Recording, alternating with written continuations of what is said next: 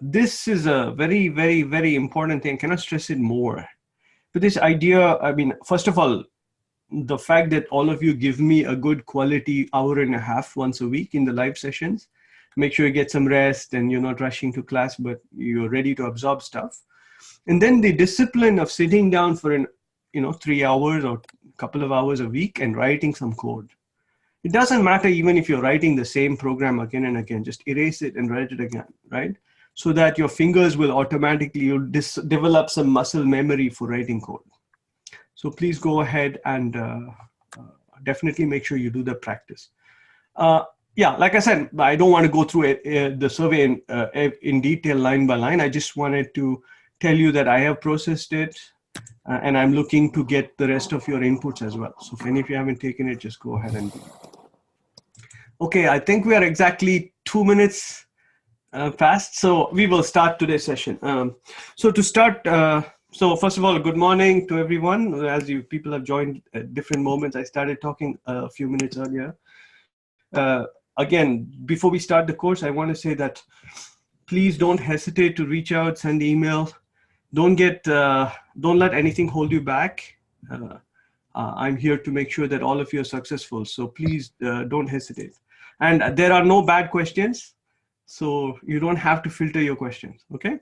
Now, so today's class is going to be interesting and special in the sense that I'm going to give you, it's a very ambitious class today.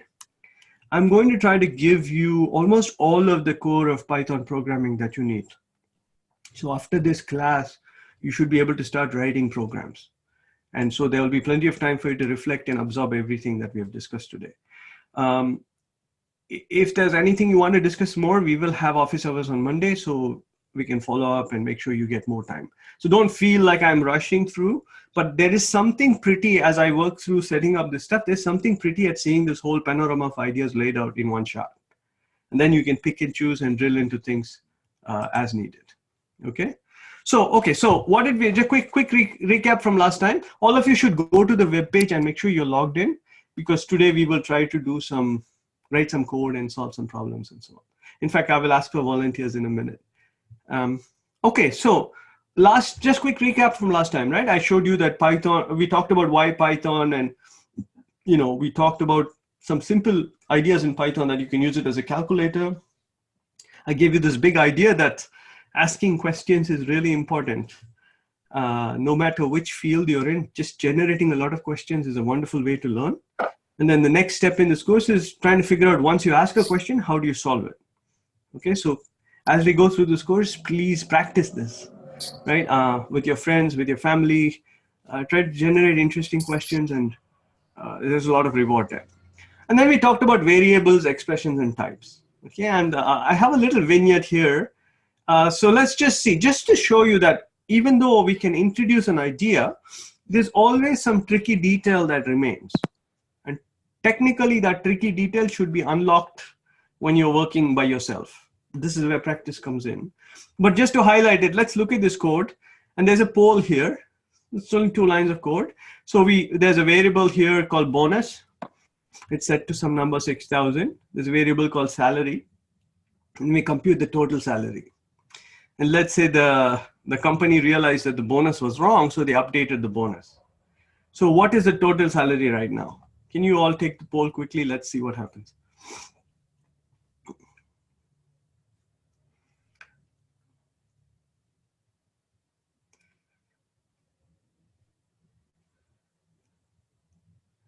Okay, so I'm going to give it one more second. Yeah.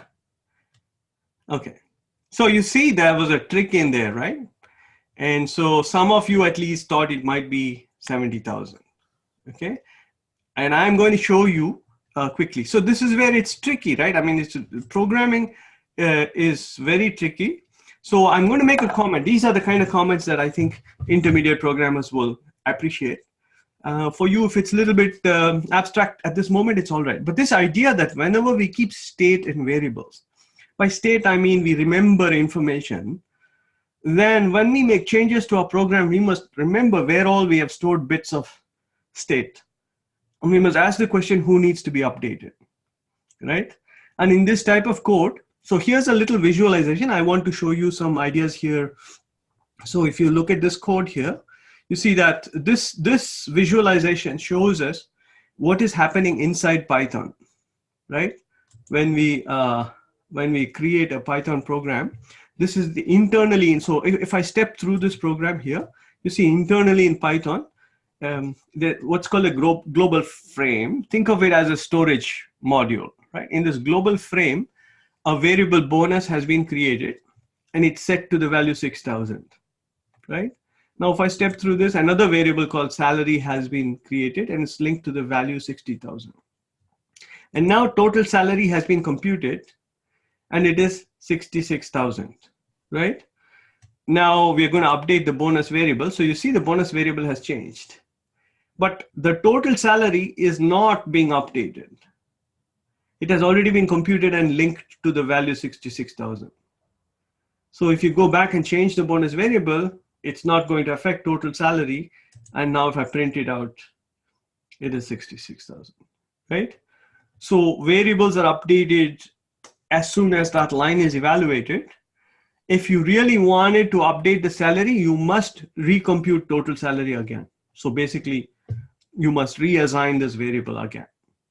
Okay, so tricky example, but this is what practice helps us, right? When you write this, it'll become a bug in your code, you'll have a problem, and then you'll build up this mental model. Variables get frozen as the code is running through. Always think of code as a top-down execution.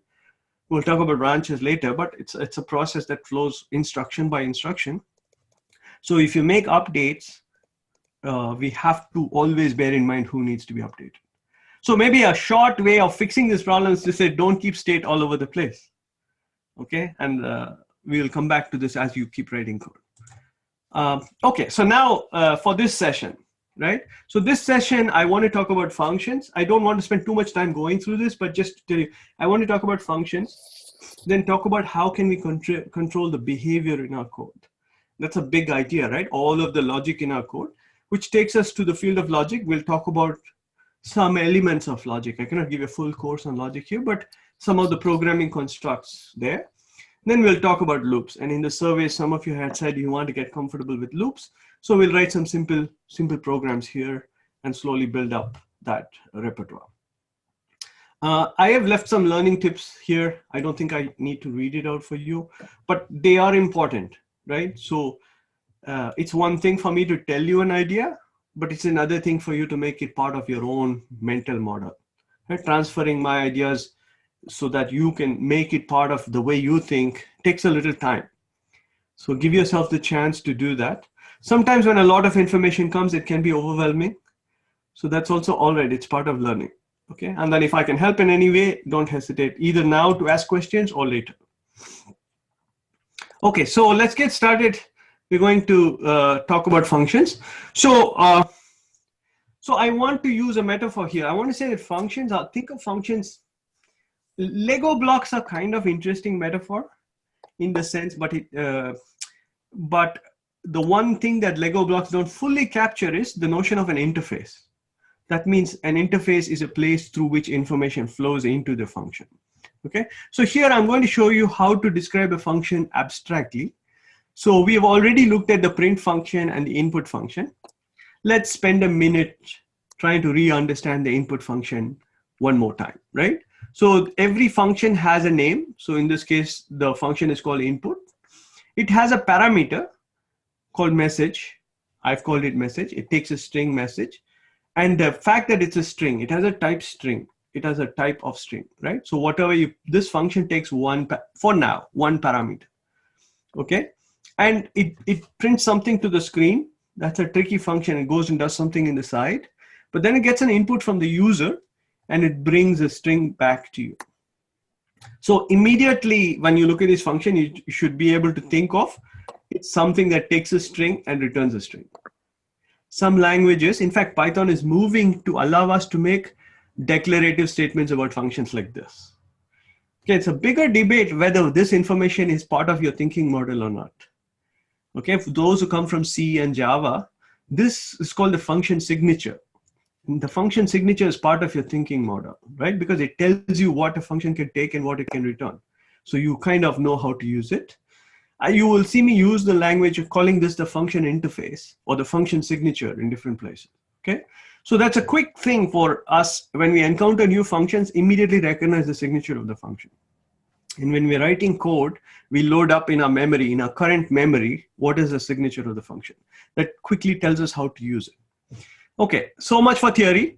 Can you all just quickly delete this code and or read it or run it?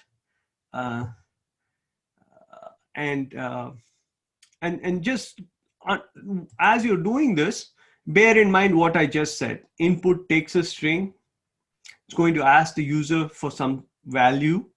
It doesn't matter whether you ask the user to enter a name or you ask the user to enter a number.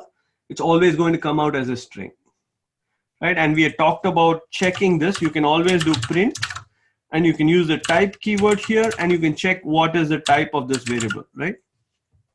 So if you want to verify at any moment in time a variable like name, if you want to verify what is the nature of this variable, you can always ask what is its type. In the beginning, it's kind of something that I used to use a lot, not only in Python, every new language. I'm curious to see what the type is. Okay, and it's nice to ask the language. A lot of intro programming courses will make you do this in your head, figure out the type of something, okay, which is also a nice skill to have. Okay, quick poll then. So I think we just talked about input as a specific example. But are you comfortable understanding signatures of functions? If I show you a function, you can figure out a signature and figure out how to use it. Quick yes, no, need more practice, so I can see where you are in your thinking. So I'm going to say yes for myself. Give it one more second. Okay, I'm going to make you guys click a few buttons today and type a little code, okay? Hopefully that's good. Okay, so many of you are comfortable with this idea. Of course, some of you with programming backgrounds and so on, that's okay. Just a little practice and this will become completely natural. So I'm going to go to the next section here. So, okay, so now we know how to use functions. The next step for us is, okay, if there is, okay, so now I'm going to make a statement here. I want you to start thinking of our whole program as built out of small functions that we connect together, right? One function does something, it passes some values to the next one and then to the next one and the next one. So thinking about solving a problem as a collection of functions is an advanced skill, right? As soon as I see a problem, I can start to see what functions I will need. I want all of you to start developing that skill. But anyway, before we can go there, we must know how to write a function. So today we'll spend a few minutes on this, okay? So again, when you're creating a function, you must also have some idea about the signature of the function. So here's a simple function called double. Okay, and here I'm going to give you the template. This template you should learn and keep in your mind. Python functions always start with the word def. That's a keyword. It's telling Python I'm going to define a function. Then you have, is the font big enough or is it too small? I can make it a little bigger if necessary. Why not? This is better. Somebody can tell me. Yeah, okay, yeah. Okay, so you can take this function and give it, sorry, you do the def, then you give it a name, right? Whatever. Now, naming functions very important. If the function name is, I stress this a lot because the counterpoint to not naming a function well, by well, I mean self-explanatory, what does this function do, is then you have to write a comment and explain, or you have to write what is called a docstring. So for the first part of this course, at least, I'm not going to emphasize comments and docstrings. I'm going to try to urge all of you to figure out what is the amount of information I need to create so that the function will describe itself from its names. And in the beginning, there might be long names. Okay, don't force that the function name needs to be short. There's a shortcut where everything is called T and N and F and so on and so forth. But let's give them good names. So there's a name. Then there are two parentheses, right? And then you can pass the parameters of the function you can declare the parameters of the function in this parenthesis. So if you had more than one, you could have different parameters here. Okay, But for now, let's just focus on one parameter functions. Then the important part in Python, which is you need a colon, right? And this, for those who have worked in C and Java and so on, those languages will use curly braces like this to denote the body of the function. Okay, and when Python was created, there was this desire to try to make it easier on the eyes, quote unquote. Those who have learned to use curly braces will say it's very easy on my eyes. It doesn't bother me, right? But anyway, so we are here. So Python does it in a clever way. It still needs to know what the body of the function is.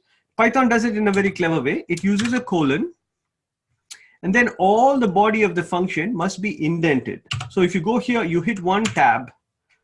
Okay, later we can talk about indenting styles, but one tab is an indent. The indents must be consistent. That means if I have, so if I have multiple lines, all of them must be indented to the same amount. And the moment I start a non-indented line, that means Python knows the function is over, right? So I could put multiple, let me not write code for a minute. If I say line 1, and then if I say line 2, so I can type a lot of lines of code here, but all these lines have to be consistently indented. If there's any misalignment here, Python will complain because it cannot figure out when the function is over. Okay, so it's a very important idea here to do this. So let me just repeat one more time for those who haven't used creative functions in Python before. You start with the def. Actually, I did put it down here. So let's just look at this. You start with the def. You have the name of the function. Then you have all the parameters that you need for that particular function. Forgetting colon is a typical bug for starters, beginners, because you don't remember this. Then you have the body of the function. Notice that they're all indented to the same amount. And then there is an optional return. So return allows the function to return a value. All functions do not have to return a value. You could just have a function that prints something and does not return anything. Okay, later we can talk about style guidelines. When shall I return something? When shall I not return something? But right now you have option to return a value. For today, at least most of today, I'm going to allow you talk only about functions that return a single value. You can put it in the back of your head, even in your notes, and you can ask me later. If I need to return multiple values, what do I do? Okay. So that's it. So please keep this template in mind. Spend a minute or two after this class just reviewing this template. Of course, the best thing to do is to write a lot of code. So can everybody quickly just write? Actually, can I ask, if it's not too much trouble, can I ask for a volunteer to type some code? Yeah, okay. Way to go. So, so let me stop sharing my screen and you can share your screen. So let's take a minute and get this set up. Okay. So you can share your screen. There's a share button below.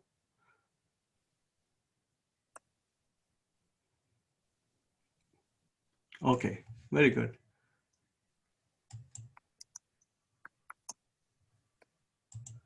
Okay, beautiful. Perfect, perfect. Yes, we can see your screen. So if you go to the left-hand corner, if you go to the left-hand corner, there's a, it's called a hamburger menu. The triple lines in the left-hand corner of your trinket, left-hand corner of the trinket, just near main.py. Just to the left of main.py, do you see 3 lines? Yeah. And if you go bottom, there's a font size all the way at the bottom. Yeah, you can, yeah, that should be enough. Yeah. Yeah. Okay. So now we can all see it. So we will use you to type. If you know the solutions, you can type. Okay. So the first goal was to create this function called double. I think you've done it right. So now the next one was to create this function called triple. So all of you can follow along if you want, or you can do it later. That's also fine, right? So, okay, yeah. So these are simple functions, right? So they all return one value. Perfect, well done, okay? And now you can print it out. Excellent. Okay. Okay. So this is cool. I just want to say one small detail for those who are watching carefully is that triple is actually returning an integer. right? If you print out the type of the return value or store it in a variable and check, you can make it a float if you want, and it'll put a 0.0. But actually the thing I wanted to highlight to you is print wants strings.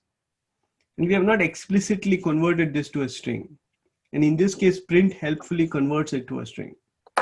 But if you want to join this value with another string, for example, can you just add a string in the beginning of this line inside print in the beginning of print after the bracket inside print before float? Yeah. If you say the answer, put a single quote.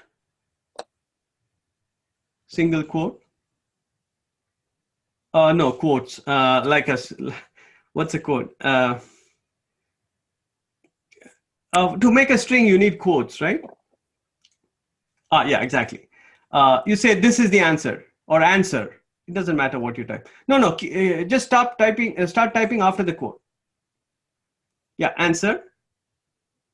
And then close the quote. Now put a plus. Right? So we think that we are joining two strings together, but this will break. Can you try? Yeah, because it now print says I cannot help you anymore. I will not automatically convert it for you. So now you have to put an str around the float, or remove the float and make that str. Yeah, exactly. Yeah, either way. Okay, so I want you to just know these ideas. Even in a small program like this, knowing what is the type, what I can pass to print, etc. is important. Okay, so I think we beat that concept to death. So now let's just make sure I don't have anything else on that page. Yeah, actually, okay, so let's just scroll down to the bottom. There's an interesting visualization. If you just scroll down a bit more. So this is a very important idea here that I'm going to show you something. Again, it's a mental model, right? So I want you to play with this after the class. If you hit the forward button, you see we have declared a variable n. And in the global frame of your program, there's one variable called n. Now we have a simple function here. And the job of this function is add a constant to n. And if you see what happened now, Python seems to have skipped over that function, but actually it has created in its mind or in the global frame, you see this thing called add constant. That's the name of the function. And it's pointing to the function itself. So Python says, okay, you've told me what the function is. So when I talk about programs later, I will use the word declaring a function. This is when we have declared a function to Python. So Python knows what the function is, but Python hasn't actually evaluated the function. So even if there are bugs, at this moment, Python will not complain. Okay, on certain types of bugs it might, but in general, you cannot. It does not really explode the function at all. So now if you run the next line, so now you see that there is this variable n, we have printed it out. Now if we go to the next line, it's going to evaluate this function. See the difference between declaring and evaluating. So now Python says, okay, you want me to evaluate this function, and you see the red arrow has moved back to that function. And now if you hit the forward button, it goes line by line inside the function. The first thing to notice is that it has actually created a local frame now. Right? And in this local frame, it stores everything that this function needs to work on. And you can see I particularly made this bad piece of code or this tricky piece of code to show you there are two variables, n. And inside the function, this variable has been changed and now its value is 5. But outside the function, there is an n whose value is 3. And Python will always use the value that's inside the function frame, not in the global frame. Right? So this is very important. So the local value n hides the global value of n. So it actually knows now that n is 5 and it's going to return 5. So if you hit forward, 5 comes back and you see it on the screen. Yeah, it gets printed out. So I want all of you to understand this idea that when we create a function and when, first of all, you define the function and then you evaluate the function. Very often it's a beginner's bug where you define a function and you say nothing happens. That's because you haven't actually invoked the function. For example, in this program, that function is not invoked until you reach line 11. Okay, again, It's fairly simple ideas, but these little ideas stack up, and then eventually when you have a big program, it's hard to figure out why something went wrong. So, okay, so I think we can go to the next page now. Okay, so this is a bit wordy. I will just call your attention to it. Please take a minute to read through this carefully. There's some more advanced thinking behind these ideas, okay? Maybe I will just talk about the blue highlights here. You can read it in carefully. So the first idea is components.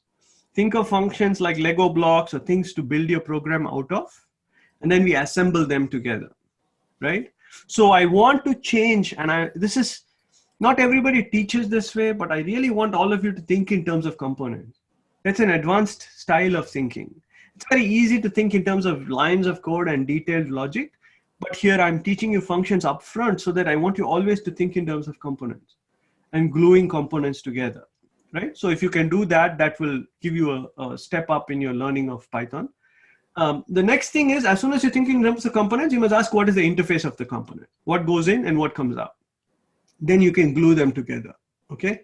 And now there's a very interesting idea here that when you're working at a high level, you only ask the question, what are the components and what is the interaction between the components? Each component, each function can be complicated inside. So you work in two ways. At one level, you're gluing things together.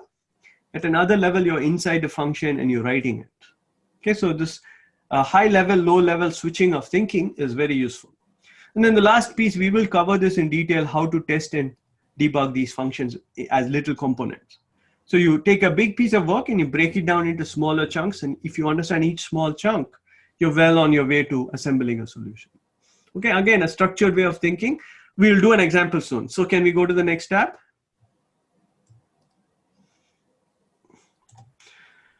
Okay, quick chance for you to write it. I think it's already there. So, but you can delete it. Let's delete and quickly write the main function, I guess. Yeah, so this is a good example, right? Just deleting something and just typing so that your fingers get used to typing quickly. That's a wonderful, yeah. You start writing def, mean, yeah.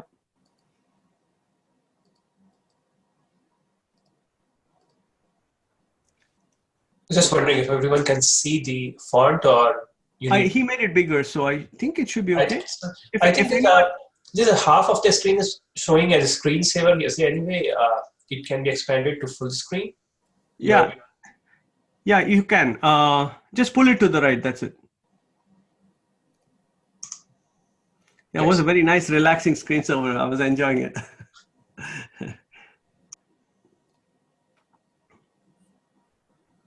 Okay. Okay.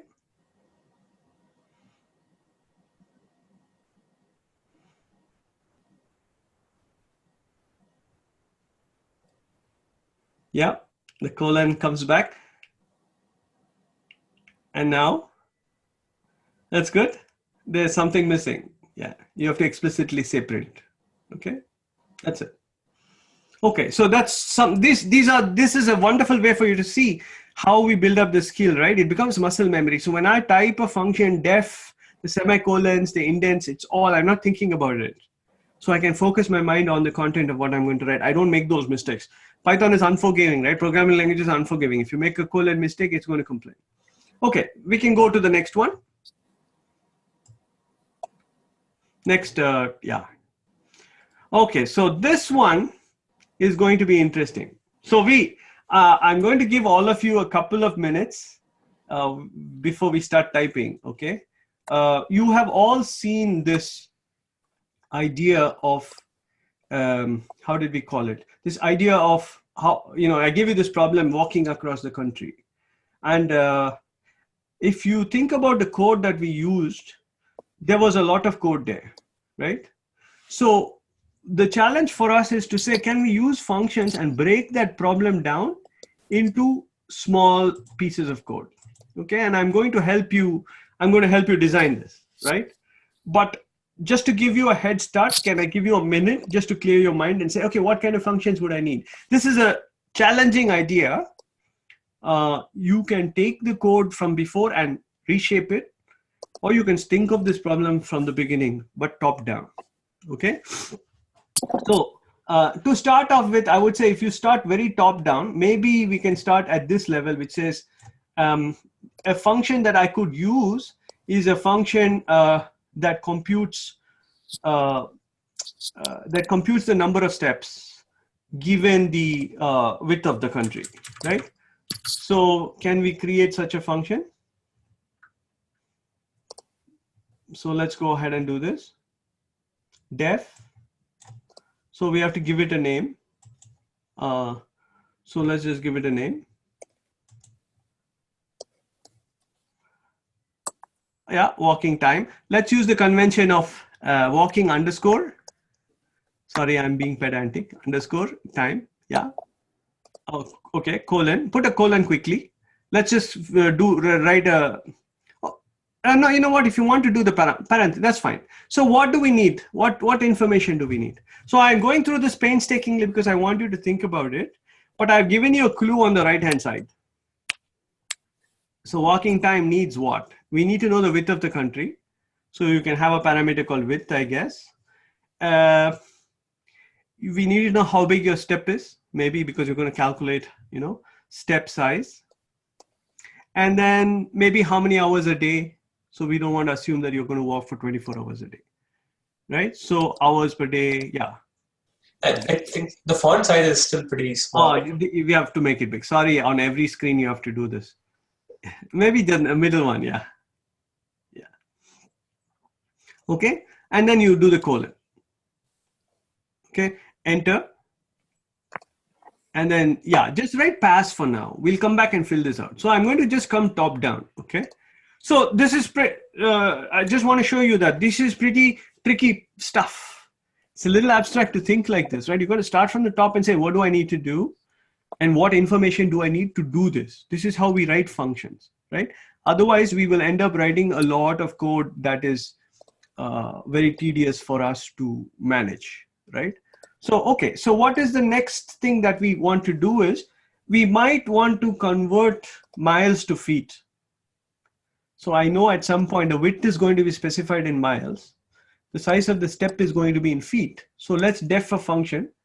Let's just call it miles to feet.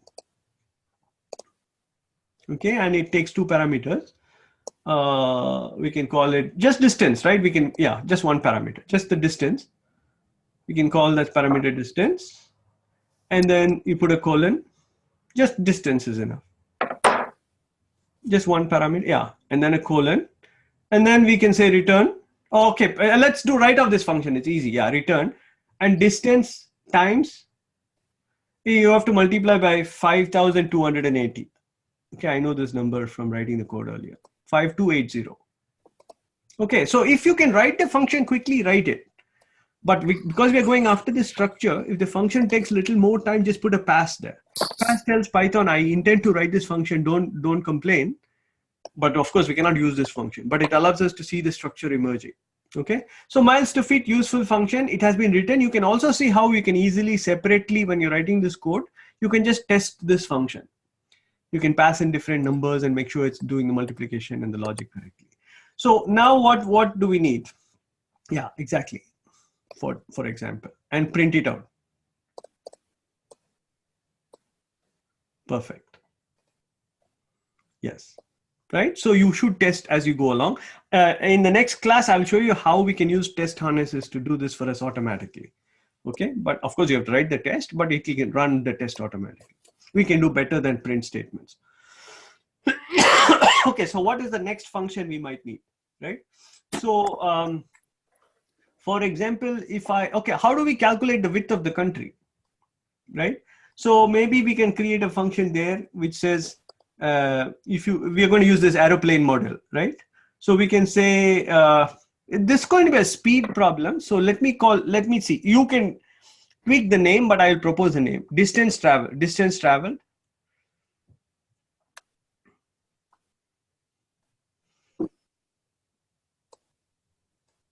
Yeah. So we need speed as one parameter and time as the other parameter. Okay. Colon. And now we'll just return speed times time. So notice as we are writing this code, We are building little blocks, and this block in a real world scenario, you can reuse this block again and again. Every time you want to convert distance to feet, so you'll put this in your own little library, and you'll reuse all these functions. Right now, I'm creating all these functions to teach you how to decompose the problem, to see the function there, right? Otherwise, it's just a line of code. But once we see it as a function, we can forget about the logic. And we can just say, give me speed and time, I will compute the distance. I don't care how complicated the calculation is. And then we can start plugging these functions together, okay? And so just, I don't know, you could tell me on chat, are these kind of functions that you came up with on your own or not? Maybe. So this is a soft thing, right? There's no hard rule, but it's a good guideline to say, structure your thinking like that so that little units of behavior can be pulled out. Sometimes you can actually write the logic and then write the functions afterwards. So that's kind of bottom up. You write a big blob of code and then you discover the functions. Otherwise, it's nice to go top down, right? And say, what will I need to do my work? Okay, keep going. So then what is the next one we need? Somewhere we would have, if I know how many steps are there. So let me call, I don't, okay, let's call, so one of the things you're seeing here is this, like miles to feet, there are a lot of converter functions that are helping us to convert from one unit to another. So the next converter function that I think is useful is one that allows me to convert steps to days. So let's call it def steps underscore to days. Okay, and it will take steps. And to convert steps to days, what is an extra piece of information we need? We need to know how many, because we're going to assume that you're going to take one step every second. So if you give me the total number of steps that you need to take, and I want to figure out how many days will it take for me to make this many steps. So the first parameter is number of steps or steps. And then the second parameter is how many hours I will walk in a day. Okay, hours, yeah, hours in a day, colon. And now here, how will we do it? Return steps divided by hours in a day times, we said that in each hour we'll take one step a second. So 3,600 steps in an hour. So yeah, that's it. So you see how these little blocks of code encapsulate some thinking, right? And once you've thought about it once, you can forget about how was it computed. Okay, that's good. So now we can come to the big function, right? Which is time to walk across the country. That's the function we wanted to write. Yeah, you can even copy it from top if you want.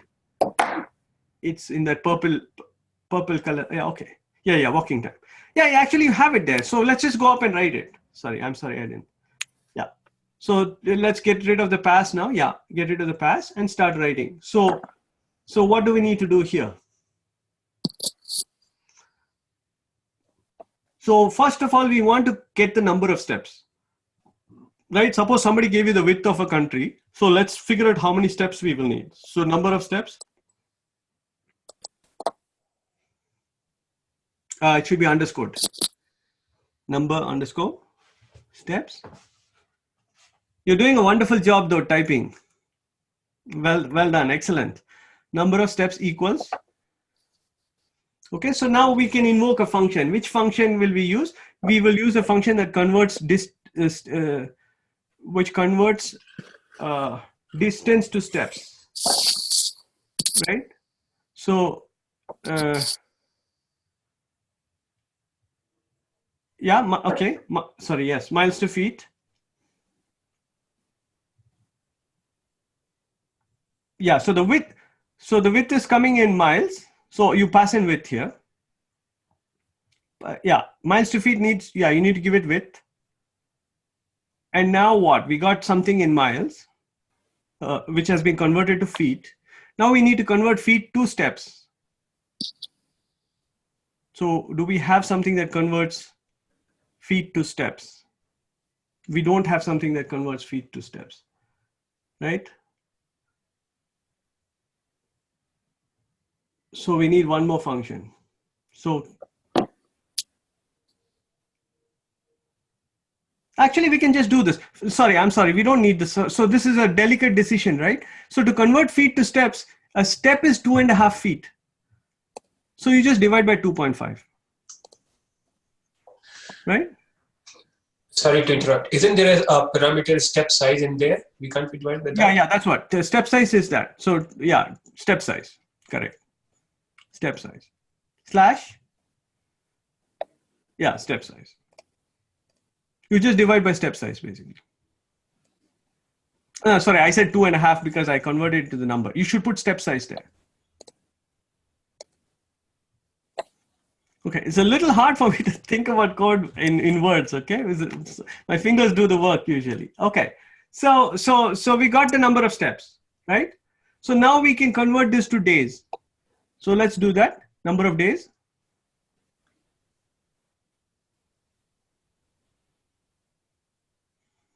Okay, equals.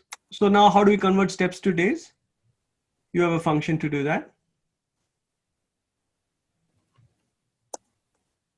Yeah, your function, steps to days. Yeah, exactly. You can copy it from there. Steps to, yeah.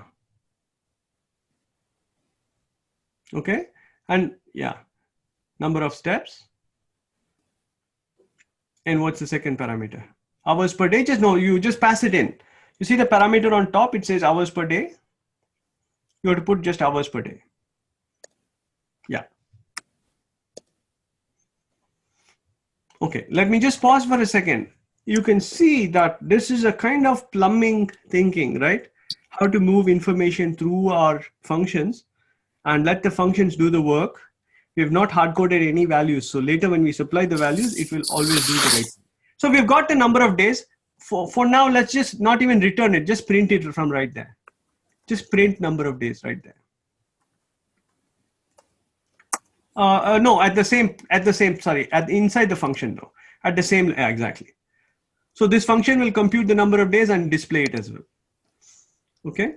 So it's all looking good. I think we're ready to assemble, but now we need one more function, which is, okay, I think we're good. Now we need to get inputs from the user.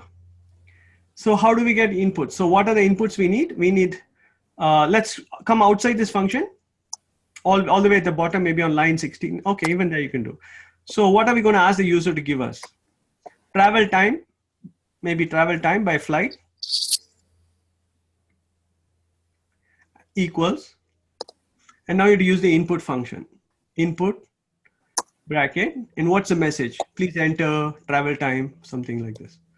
Later you can tweak all these, yeah, enter.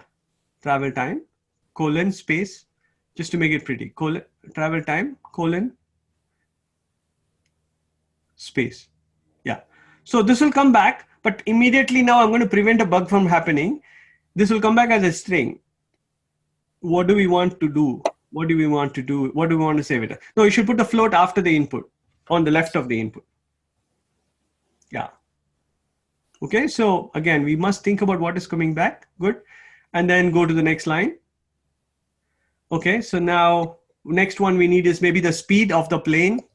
We're going to just ask speed of flight or speed of plane, or yeah, equals. And you can put the float already. We know it's a float coming back. Input. And then you can give some message. Please enter speed of flight or speed of plane. Okay, I want to tell you one thing here. You can see this program, even though it's a little tedious, it illustrates a lot of important programming ideas. For example, I'm communicating with the user. What's a friendly message to give to a user so he will not make mistakes? So for example, in the travel time, maybe you want to enter travel time in hours. So yeah, put a bracket or something and say in hours, right? These little things are causes of many bugs in industrial strength software, right? When we write bigger programs, you make an assumption, yeah, exactly. So all this, but now you see, it's a pain to think about it and then to type it. So if you get lazy and we cut corners, it causes problems, right? So it's easy. You can see sometimes when you're frustrated, I'm sure all of us have been frustrated with software in the real world, but the reason is here.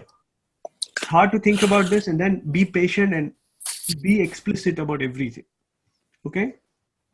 And all of this can be built by you guys just by practice, okay? Writing some programs, feeling this, oh my God, it's so hard to write a message to the user. What am I going to write? And then develop the skill to generate those messages very quickly, right?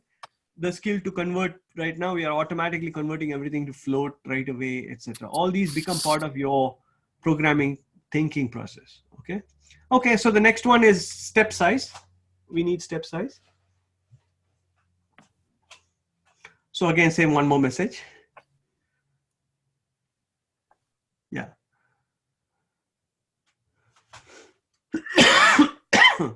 Yeah, and then a friendly message. Enter your step size in feet maybe.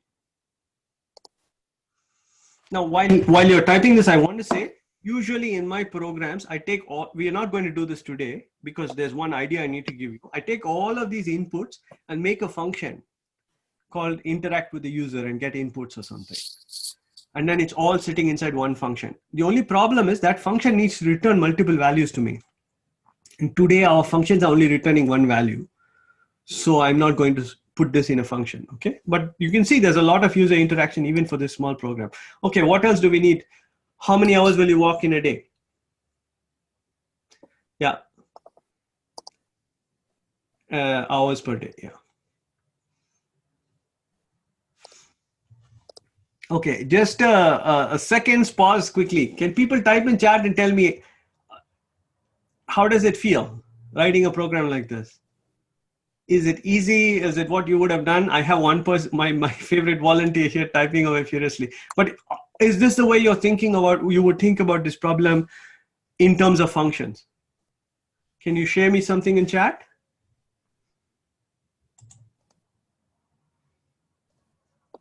No? Context switch? This is easy, this is hard, at least. How many of you think it's easy? I should have put a poll here. No, I'm not seeing anything in chat. Okay, we'll continue. We'll continue.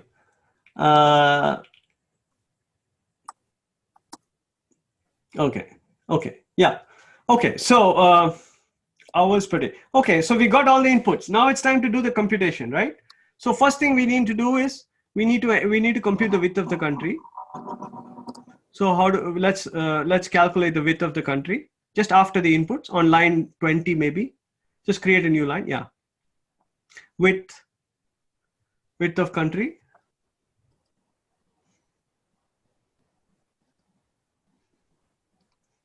Yeah, equals. Yeah, float. No, actually now we're going to compute. So no more float, no more. We're going to compute. So we have the information. How do we compute from this information? How do we compute the width of the country? We have travel time. Yeah, no, there's a function to do this now. Distance, travel, distance underscore travel. Yeah, bracket. And now pass in travel time. Sorry, speed and then travel time. Sorry, first one is speed. So speed of plane, comma, travel time. Okay, so this will compute the width of the country. Now we need to compute time to walk across the country. So you can either compute it, if we run this function, it will actually print it out for us. So let's just invoke that function, enter. And the big function, walking time. Okay, put bracket and just pass in all the parameters. Width of country, comma, step size, comma, what's the next parameter? Yeah, just, yeah, hours per day. And that should be it. Okay, take a deep breath and run it. I don't think we're going to debug this, but okay, you can enter, yeah. Travel time, yeah. You should enter something now, yeah. Speed.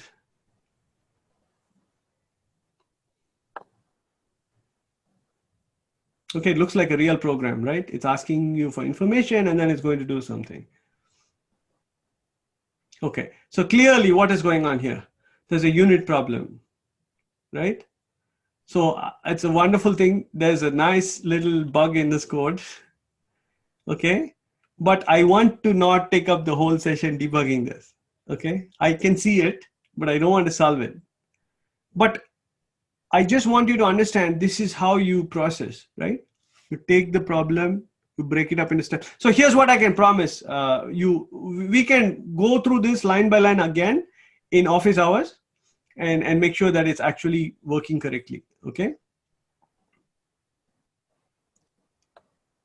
Okay, if you do plus hours, it's going to break. You have to convert to STR. Yeah, you have to convert to STR.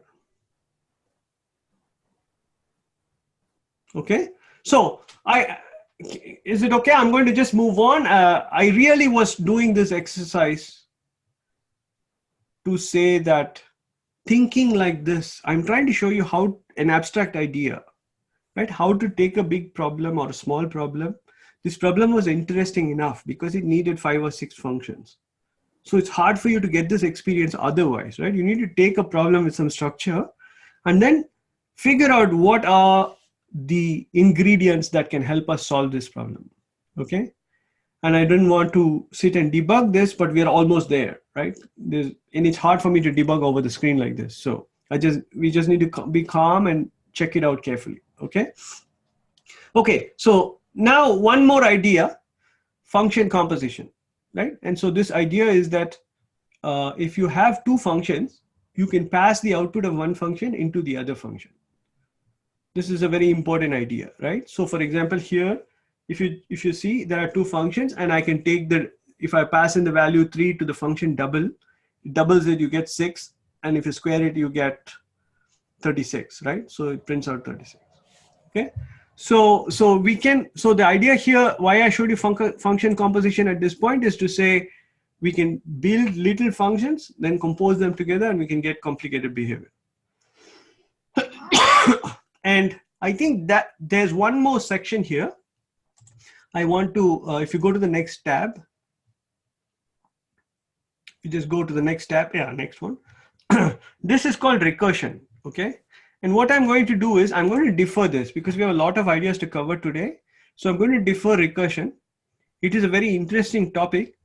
If you're interested, we can either cover it later in today if there's time, or we can discuss it in office hours. Okay, but I put some material for you to play around with, but we'll come back to it as the opportunity provides. Okay, it's a slightly more advanced idea with functions. You can tell me in chat if you guys have used recursion before and how easy you found it. Okay, but for now, it's not necessarily the most important ingredient that you need. Okay, so then let's go to the next section. Again, is everyone with me? Hard, difficult, easy? Okay, everyone's kind of with me. Okay, keep me posted in chat. Okay, I'm looking as much as I can into chat. Okay, so now let's go to the next most important topic here, which is this idea of the mathematics of logic. Okay, this is one of my recently favorite subjects because I was reading about George Boole. And I wanted to share this beautiful story that George Boole was a mathematician in a very small university. He was at the University of Cork. And when he's a peer of great mathematicians like Newton and Leibniz and so on. And what was happening is that Boole was coming up with this idea that he wanted to study how to think about the structure of thought. And everybody was interested in the property of numbers and real numbers, doing analysis and calculus and trigonometry, all these algebra. These were the subjects that people were studying. But Boole went away and said, if I want to study thought, what do I need to build up a mathematics of thought? And this is a beautiful moment when he realized that there's a lot that I can do in the mathematics of thought if I create a new type of variable, which has only 2 states. Like a number can take infinite number of states, right? But a variable that has only 2 states, think of it as true and false.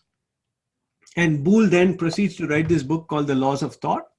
And he lays out this whole architecture, right? Which says, and the architecture is very interesting. It was not by following the crowd of mathematicians who were all studying, real numbers and doing all these complicated things with calculus and so on, but by going away, finding an interesting problem, and then having a very simple idea, right? I have to change the the set of variables I work on. And he created this beautiful idea that if I have true and false, I can build up logical operations on top of this and we can get started.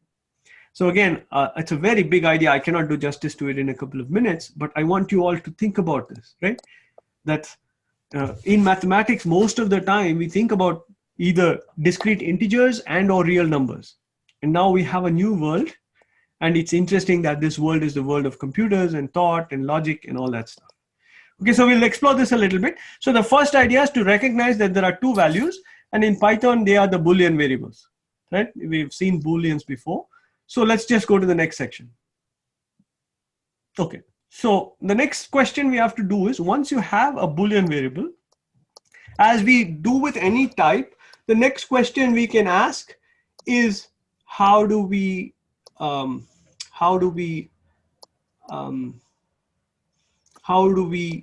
operate on these variables? Okay, is the font on the screen okay for all of you?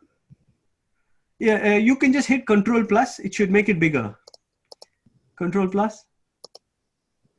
Okay, we'll see. Okay, so of course all of you have your own copy too, but you can follow on the screen. Is this better? Hopefully it's better. Yeah. So I think why don't you share your screen, because your screen was much bigger.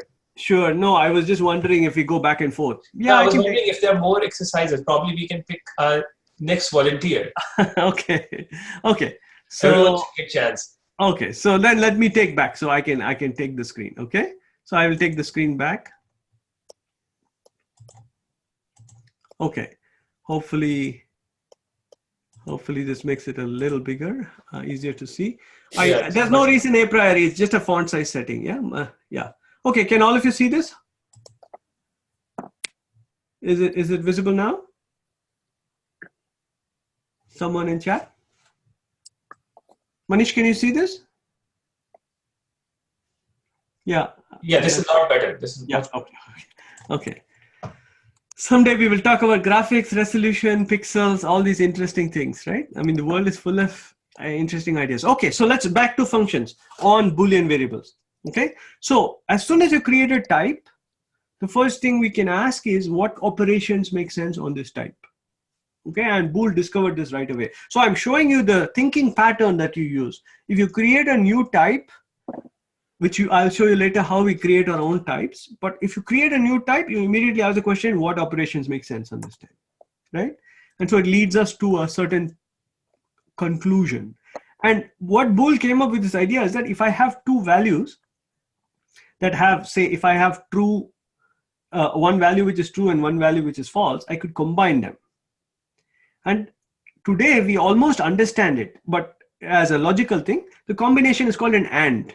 So AND takes two values and combines them. Okay, what are the rules for combining these values? So now another big idea, in mathematics we learned that if you have a function, there's also a table that you can create. For example, we use this in mathematics to create graphs. If you have a function, you give x values and you compute the y values, you make a table. You take 5x values and you compute 5 y values, right? But tables are thought to be small portions of a function because there's an infinite set of values you can give. But in Boolean variables, there are only two values you can give. So there are only four. If there are two inputs to a function, there are only 4 values that are possible. So the entire function is summarized by this table. Right? So it's very cool. These tables are called truth tables. And the idea is that rather than telling you the definition of what is AND mean, I just give you this table. And if you want to know how AND operates,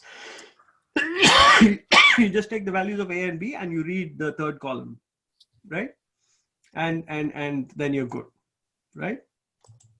So it's a very easy protocol for you to follow to think about functions as tables, okay? So now this is the truth table for the AND operation. And basically it tells us that for this operation to return true, both values have to be true, right? A and B is true only if A is true and B is true. And so even logically, it makes sense, A and B being both of them true. So I'm going to pause here and just absorb this idea. So now quickly, a little piece of code. We can just pass in two values and so let me just say in in Python to compute, one second, let me just increase the font. To compute this operation, you just take a variable a and then you use the word and, right? So the logical operation and is represented by the keyword and, right? So a and b will evaluate a and b, right? So what I've done here is to say, okay, if I have 4 possible values, I just wrote a small function here. You guys can play with this. The core of the function is evaluating a and b, and then just printing it out. So if I run this code now, I can see the whole truth table, right? Later, I can show you how to add HTML and everything and make this table that I created here. Okay. But for now, you should just be able to create the core part of the truth table, at least like this. So immediately, yeah. Okay, so there's another one here, just quickly, just this line I want you to focus on. When you have multiple operators, so there are 3 operators that I want to talk about today. One is not, but not is actually easy. It's just if the value is true, no, if A is true, not A is false. Okay, if A is false, not A is true. It just flips the Boolean state. And we have already seen, and now OR, okay? So I'm not going to ask for a volunteer because it's a small exercise, but can you take a second and print out the truth table of the OR operator? Okay, I'm just going to give you all a quiet moment of reflection and typing code.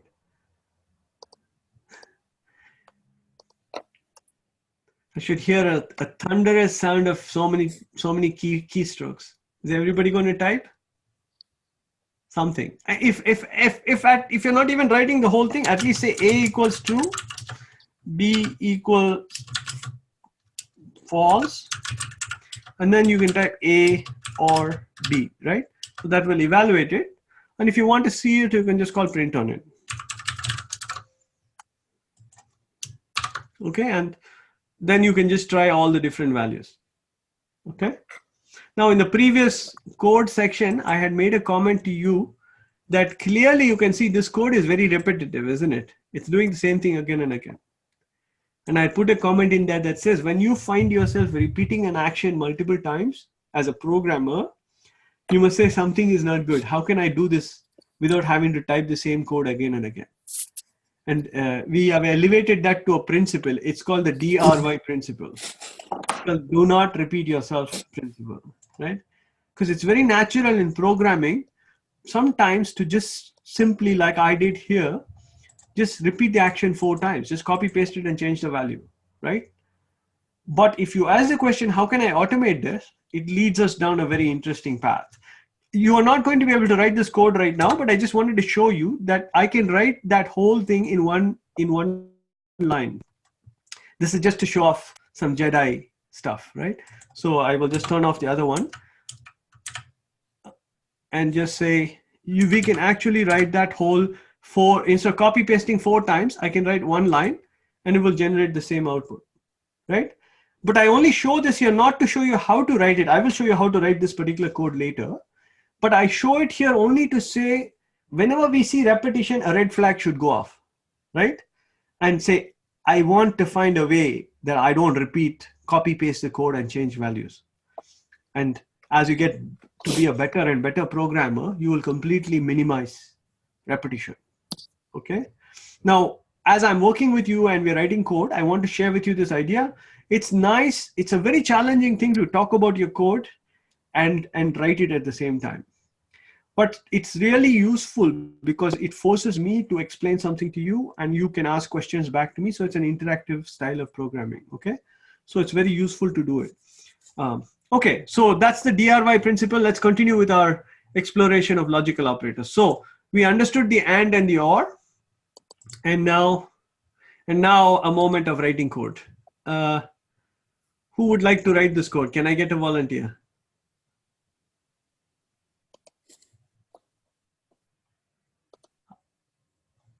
I can promise to help.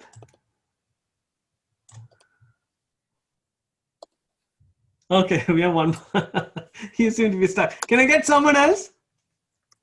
It's hard. I don't even have someone on chat.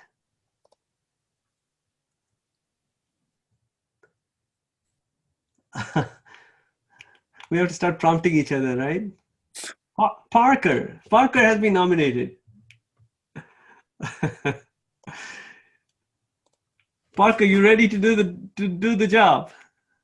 You can, if you are, I will text me. Still no. Let's do. All right, way to go, Parker. So I have to stop sharing, and you can share your screen.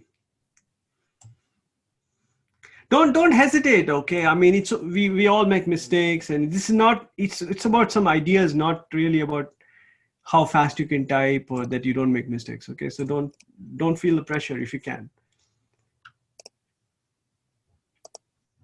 All right.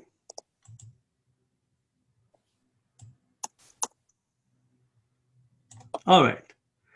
So Parker, you're ready to go. I would just say to you that if you can just maybe, for me it's fine, but if you can click that hamburger menu and make the font bigger.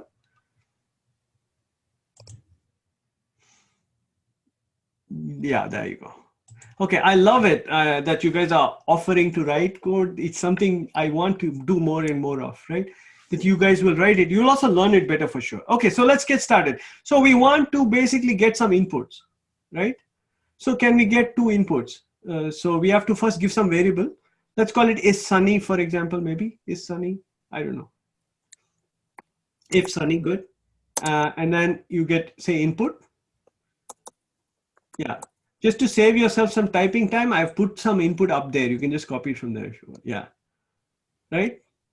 So basically it says, yeah, and okay, it's nice that there's a bracket there. See, there's a bracket, it's the start of the line. So let's use that bracket. Do we want to convert this to something? It's coming back as a string. What would we convert it to?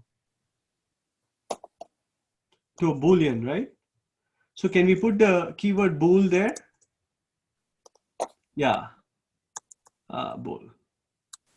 Okay, so always get into the habit, we get into the habit of making everything into the type that we want. Okay, so we got these 2 values. Now your job is to print out something, right?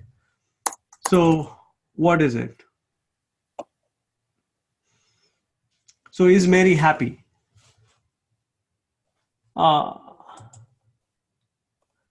So how do we compute? There's a line on the first line. She says it's happy only when it's sunny and cold. So what is that condition? It has to be sunny and not cold. So let's say so. If let's say so. Yeah, if, yeah, okay, Mary happy, correct.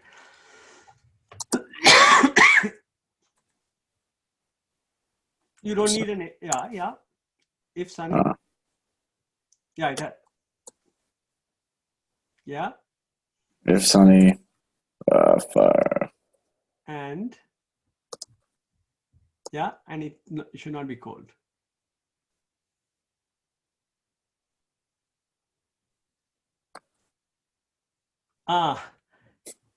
If cold.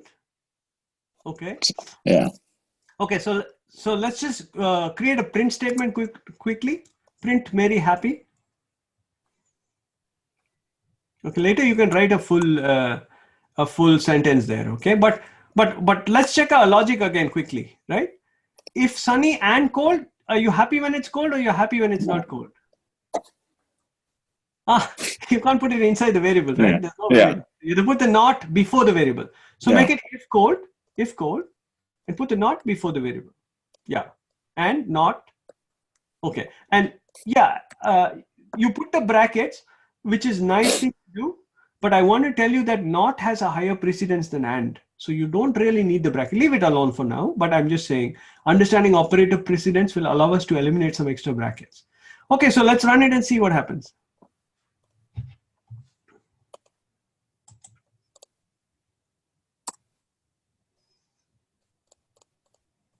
Yeah, you have to click in the right side and hit enter. Sorry, yeah, after you hit put T, what happens? Something is come. Oh yeah, yeah. Oh, there's a T. Yeah. Oh, by the way, this is something for all of you to know. If you're running code, when you're entering input, you must click in that input right side panel.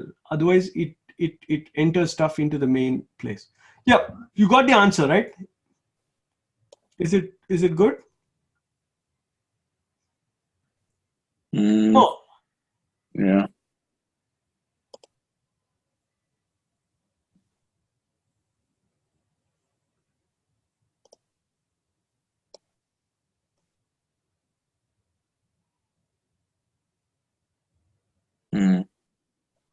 Doesn't appear to be right.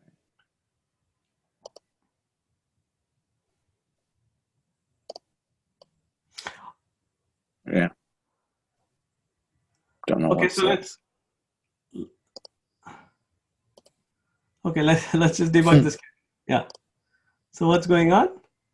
So can we just print out those variables quickly? So this is nice. So I just want to show you guys, when things go wrong, it's natural to panic, but can we put some couple of print statements? Just make sure everything's working correctly.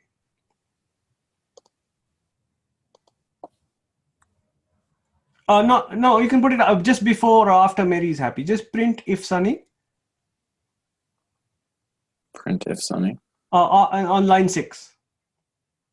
Just say print if Sunny, so we can see what has happened. Okay. Can everybody see the bug in this code? It's a tricky bug actually. But when we do these print statements, you will see this. Okay, stop. Just hit you. Yeah, stop and run it. Okay. T. What happened? If Sunny is true and if cold is false is also true, even though you entered F. Okay, so now I'm going to explain. This is why debugging also for me is hard, because I don't know what is the bug we just created, but it's actually a very subtle bug. The subtle bug is that we entered T, but Python doesn't know that T stands for true, right? So if you wanted T to become true as a Boolean variable, you have to convert the T to the variable true. So before we fix it, let's run it again, but instead of entering T, let's enter true and see what happens.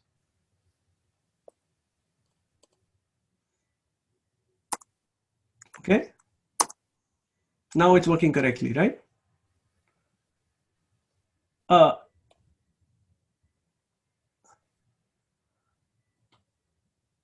Okay. Yeah. No.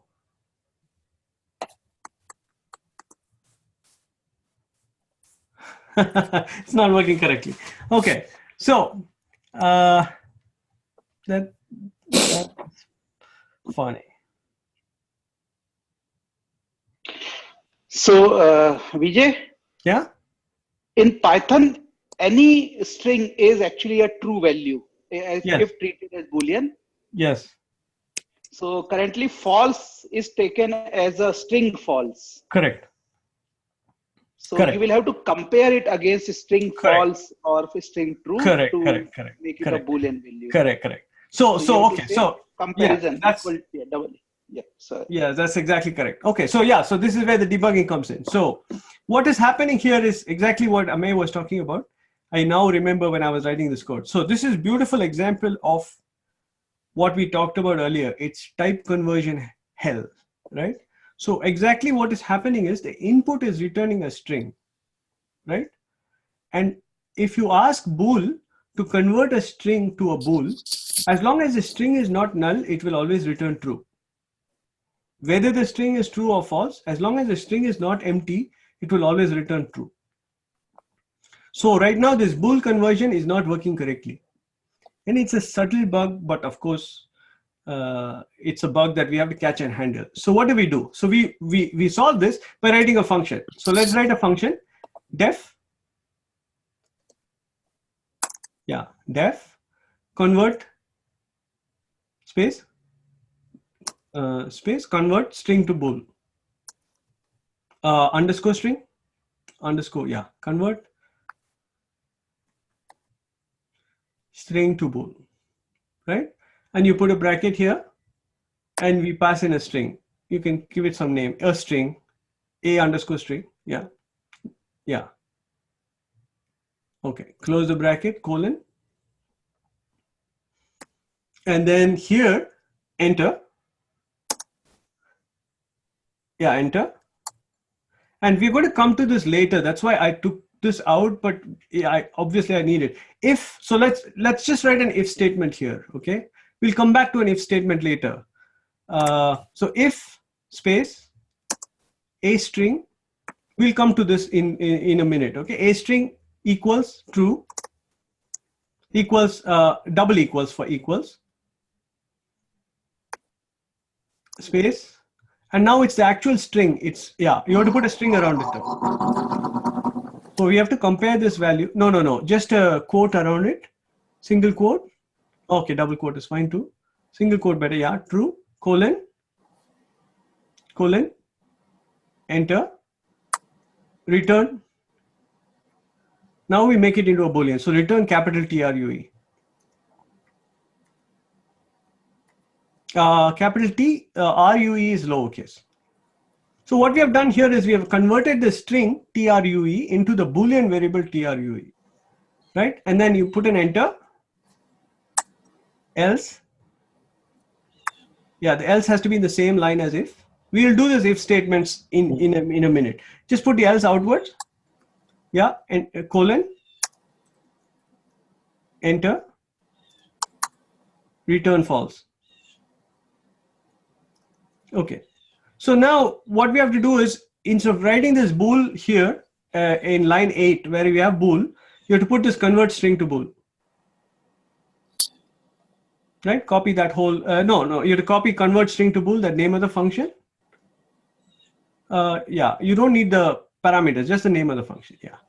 And just replace the bool with convert string to bool.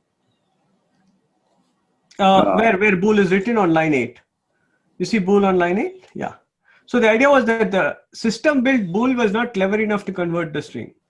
So we have to actually convert the string into a Boolean, and now it should be happy.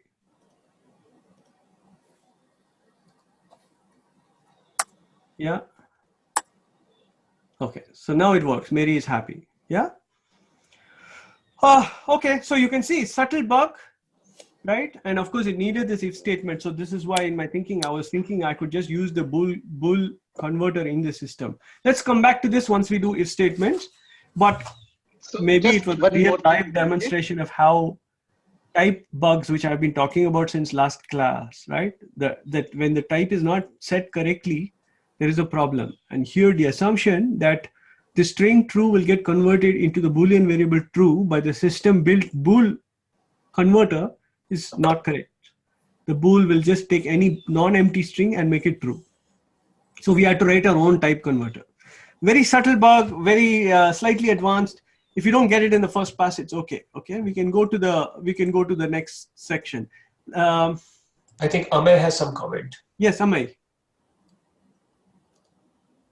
Yes, so I was saying empty string gets converted to Boolean false value. Yes. So if you just press enter in the previous of course program, then it will take it as false, and any other string, whether you type T or true or F or even a space, it will be taken as a true value. Correct. So I think Amay is just reiterating what I'm saying, right? That simple bool that we used will not work if you don't write this type converter. Okay, anything other than an empty string will always convert to true, which we fixed by writing our own type converter function. Okay, which is a heavy way of doing it. Okay, so now let's continue on this path. If you don't mind staying with me on screen so I don't switch back to myself, you can write one more small program. Maybe this one will be easier than the other one. So next idea, important idea. So we're slowly building up our logic, right? So the first idea was that we can have and Boolean variables, then we have and, or, and not. We can combine them.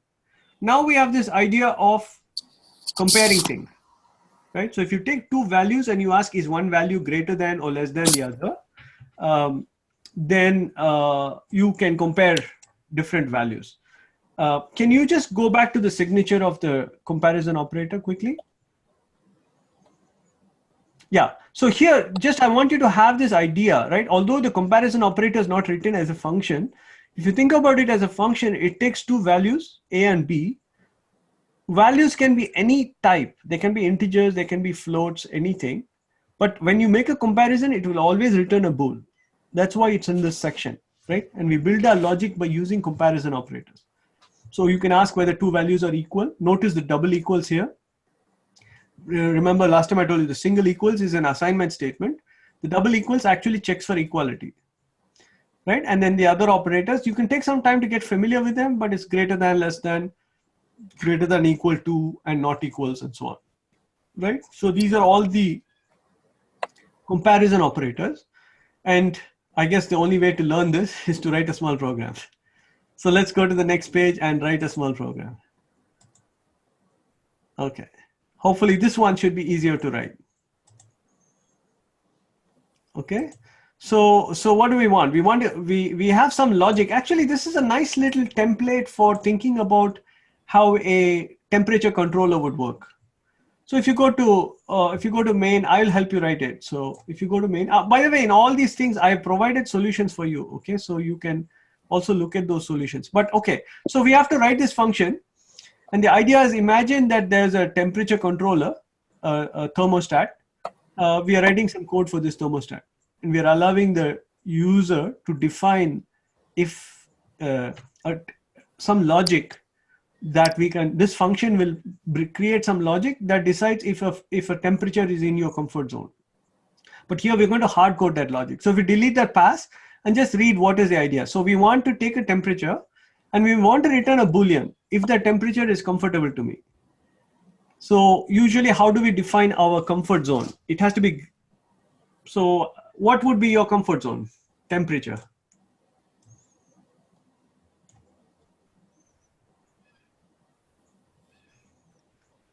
Yeah, 60, is that a good number? Okay, we can use, right? 60 to 80. So the temperature has to be greater than 60 and less than 80 degrees. So you're going to return a value. Yeah. And now we're going to check if the temperature, so we have two checks if you want to write it this way. Can you check what are the checks you want? The temperature is greater than 60. No, before the return, you must write it. Yeah, space. We can write it in one line. So yeah, temperature greater than 60. And then what? And that's it, right? And notice here, you must ask questions like, do you want greater than equals, or strictly greater than, or strictly less than, and so on. Okay. That's up to you, right? It's part of the logic. In some cases, if you don't have the equal to, you'll get a bug because 60 will not be considered. Okay. And then you can run this program basically, right? It gets an input. Oops.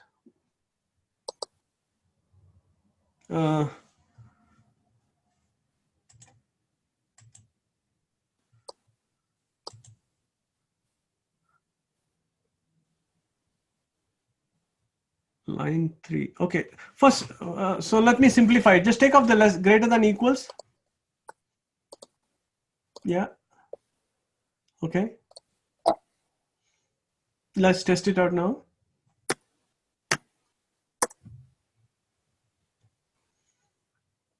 Does it work? Test another number.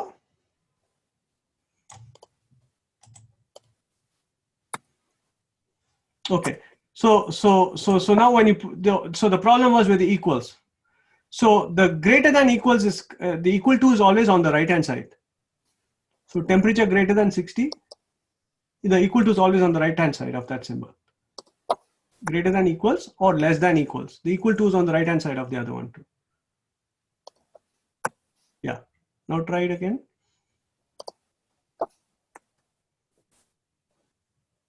Yeah. Enter the temperature. Yeah. Okay.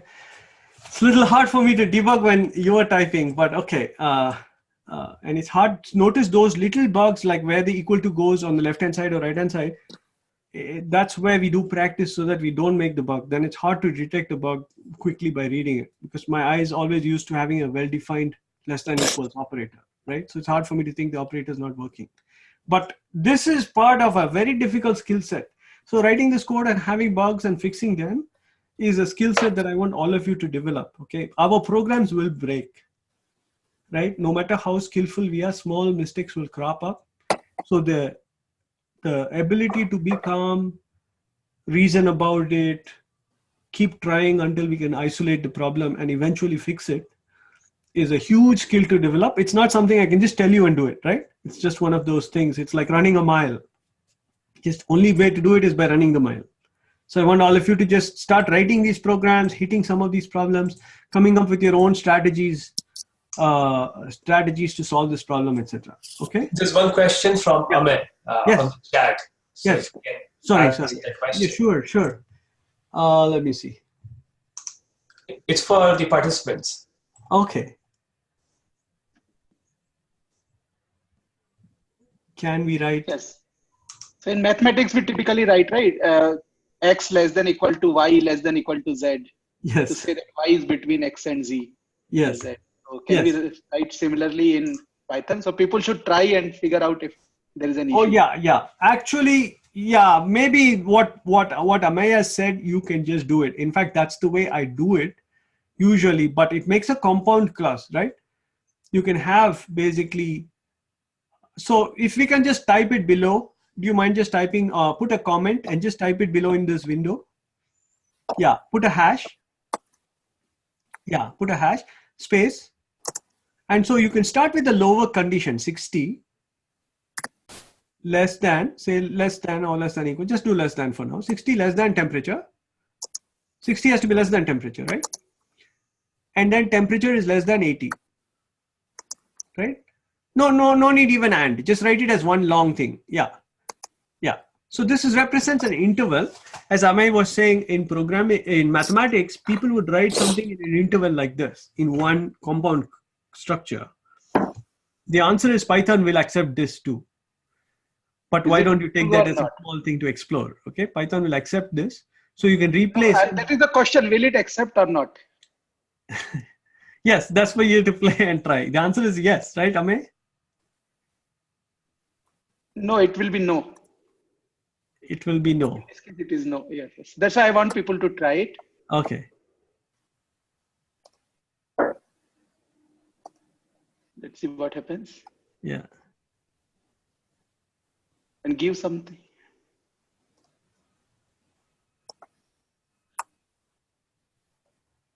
So give 3 different values, less than 60, greater, sorry, not here. Try Less 90. than, Yeah. Less than 60, so 45.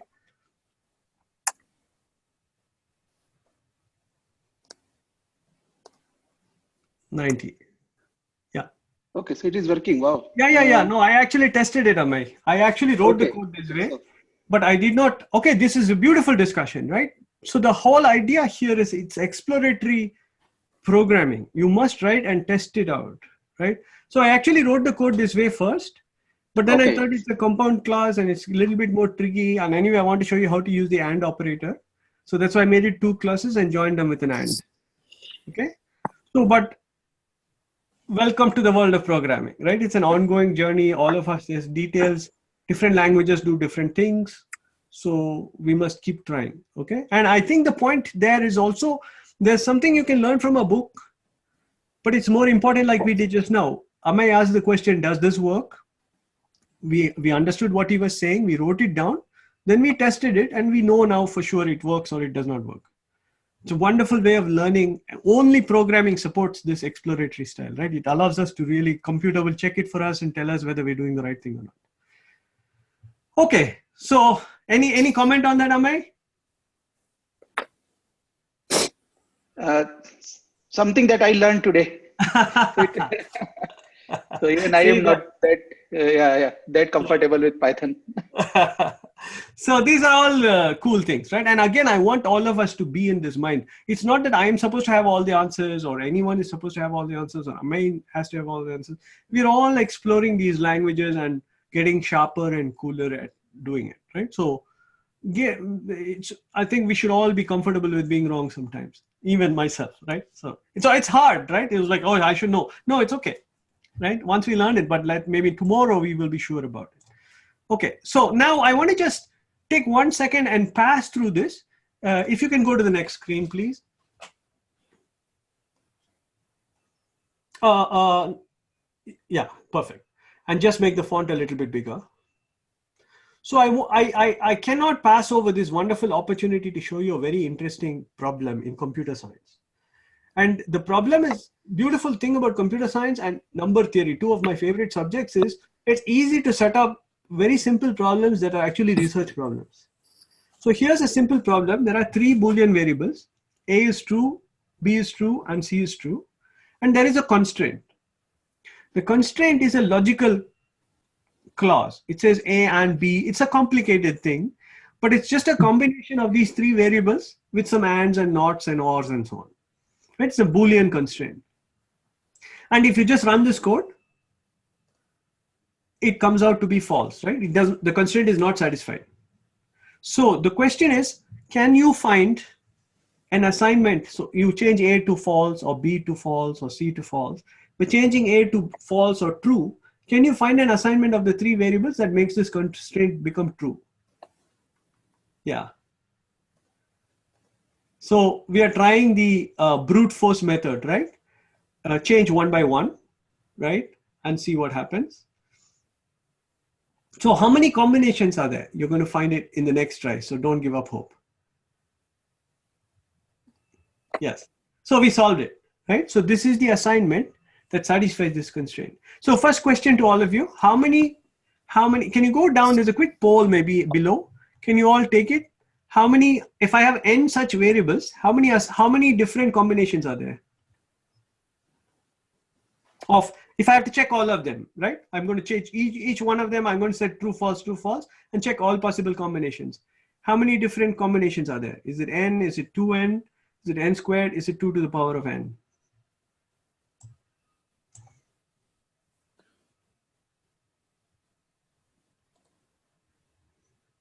Okay. Okay. So we have all kinds of different answers. It's okay. Let's look at the answers quickly. Let's just see what people came up with. So you can see there are different answers, right? But now let's calculate it. So each variable can take 2 values. So if there are 2 variables, it's 2 times 2, 4 possibilities. If there are 3 variables, it's 2 times 2 times 2. So there are 8 possibilities. Please take a minute and just evaluate this on paper. Okay, it's all right. First time you do it, counting like this. In fact, I struggled with it as a student a lot. I didn't like counting problems. But the solution to that is to just type it out and see. Write it out on a piece of paper. So basically 2 to the power of n configurations are possible. And so this problem, finding an assignment of A, B, and C to satisfy a constraint. Suppose I had a constraint with 50 variables in it. It will take 2 to the power of 50 tries for me to possibly find an answer. For 100 variables, it will take 2 to the power 100. It's a homework assignment for you to figure out if I have 100 variables and I solve a constraint like this, how much computing time will it take? And if you actually calculate this out, you'll see it is very, very large. Large like the life of the universe and so on. You'll get very large numbers when you do this type of thing. Okay? So this is an example of a problem. It's called the Boolean satisfiability problem. And in computer science, we take problems and we put them in different categories. And this idea of putting problems in different categories and degree of difficulty is called complexity theory. It's an extremely beautiful subject, and it is the subject that studies the computability, the degree of difficulty of computability of problems. Okay, and it's very beautiful that this simple problem with just, satisfying a constraint and a few Boolean variables is considered to be one of the hardest problems we know.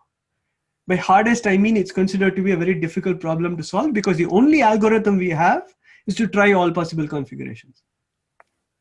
Okay. Now, this problem also has a nice feature to it that if somebody found the answer and gave you the answer, checking if the answer is true or false, if the answer works or not, is very easy. Python can do it in a second to check one value, just one assignment. So, given the answer, it's easy to check that we have the right answer, but finding the answer is very hard.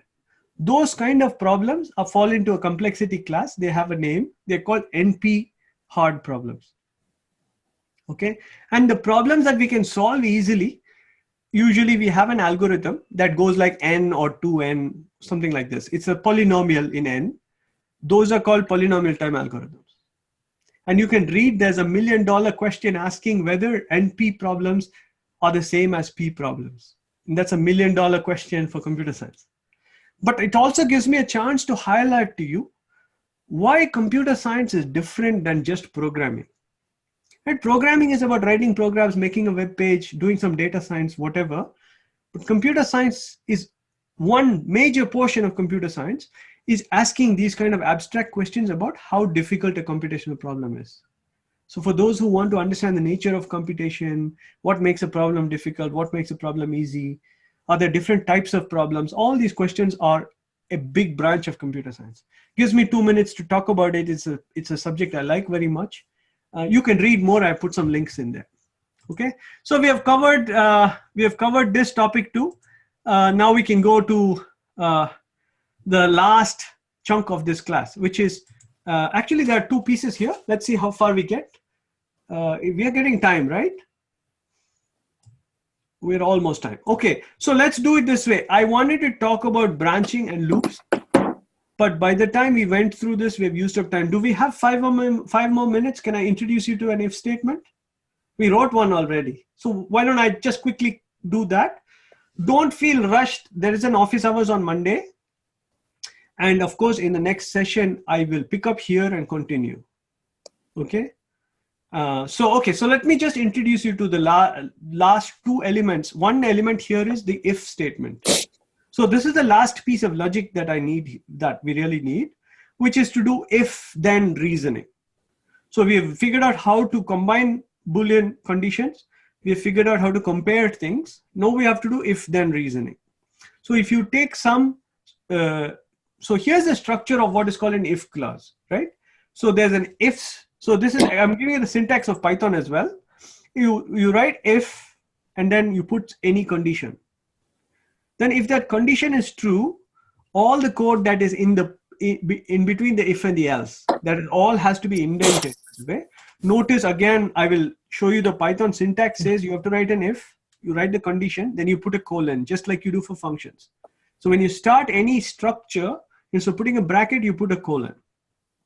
The body of that structure could be multiple lines, just like a function has to be indented, right?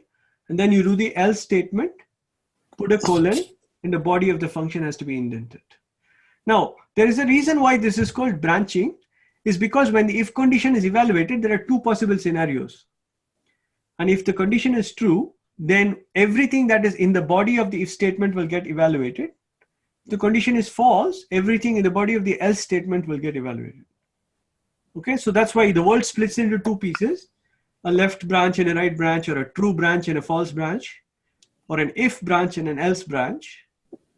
And that's how the code gets processed, right? Now, this is a workhorse of all the logic that we write in our programs, right? It's a simple little thing. It's a small piece of syntax, but a lot of our logic gets built into if statements. So just to solidify this, we can quickly look at that simulation that I have at the bottom. Can you scroll down to the bottom? All the way to the bottom? Yeah. So, okay, just one more thing. If you have the need to have multiple branches, then you can add as many branches as you want, but you add this structure called an elif. If you just look above the simulation, you can see if, elif, note it's not else if, it's elif, and then else. So you can have as many elif branches as you want.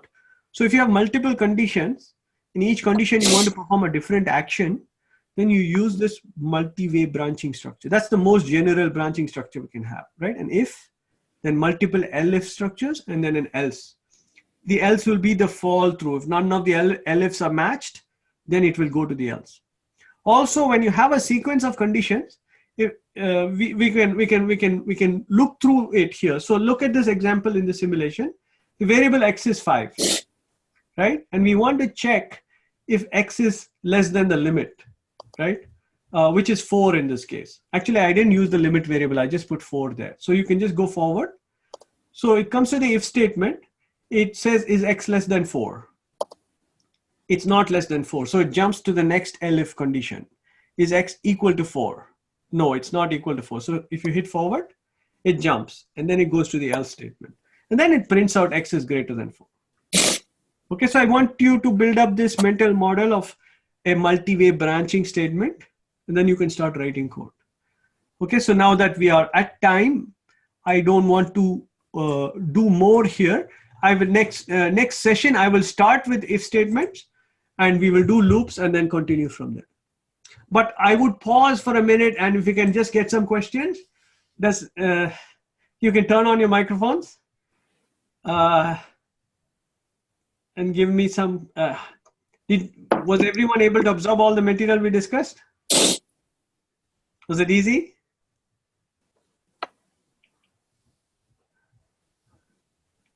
Yes, no, maybe. I don't expect everyone to say it was easy, right? I mean, clearly there's a lot of ideas here. Do you feel that with a little practice, you will be able to write all this stuff, use all this stuff? Okay, at least one person says good for now. Okay, yeah. So if you feel overwhelmed at this moment, if you feel like, oh my God, there's a lot of stuff, how am I going to absorb all this? It's okay, it's natural. That is to be expected when you see new ideas. But I can kind of promise you that with a few hours of work, and there's plenty of examples right now, and a little bit of quizzes that we can do later, then you will get solidified. These ideas will get solidified. And then the rest of the course, we will use these ideas, right? We'll use functions, we'll use the Boolean logic. And the Boolean logic is a little tricky, right? Because we don't use it all the time. But commit yourself a couple of hours this week, even in this weekend, so while it is still fresh in your mind, just write a few pieces of code, right? And either send me email or post on the forums, and on Monday we'll do the office hours. Please ask your questions. Okay, don't just get overwhelmed and say, oh my God, it's hard. How am I going to do this? Okay, please raise your questions. Talking about it will help. If you don't want to talk too much, I'm happy to do the talking, but you have to ask the question at least. Any other questions? Otherwise, I will let you go. But yeah, just to confirm, class will start. Okay, so yeah, somebody asked a question about the quiz. That's correct. So the quiz is intended to give you time to practice and chance to practice. Do as much as the quiz that does not involve the if statements, okay? I will extend the quiz until next Friday, right? So until the Friday after next, because I won't cover this until next Friday, right? So the quiz right now is set to be completed by next Friday. I will put it back by 1 week. So you have time to observe, but please don't use that as a reason not to start doing the quizzes and practice, okay? Not practicing for a week you will forget all this stuff. So please, please stick with your 3 hours a week practice schedule, okay? Sit down, write some code, get at least up until the if statement, play with the Boolean variables, etc. Right? And delete all the code that's there and write your own versions of everything. That practice will make you feel very good after you've done it. The problems are simple enough, so you should be able to get them to work. Any other questions? So everybody doesn't want to turn on their microphones, or do I have to do it for you? You can just unmute your microphones, right? Some people have technical problems with microphones, I think. But any other questions? Okay, then I'll let you go. We have used up the time. Thank you so much for your attention. Please don't feel overwhelmed. Put some time to do practice, okay? And after the class, if you have any questions, send me email. I will write immediately or within the day, okay? So if anything is troubling you, just don't hesitate. Have a great weekend and make sure you get a couple of hours of practice. Thank you.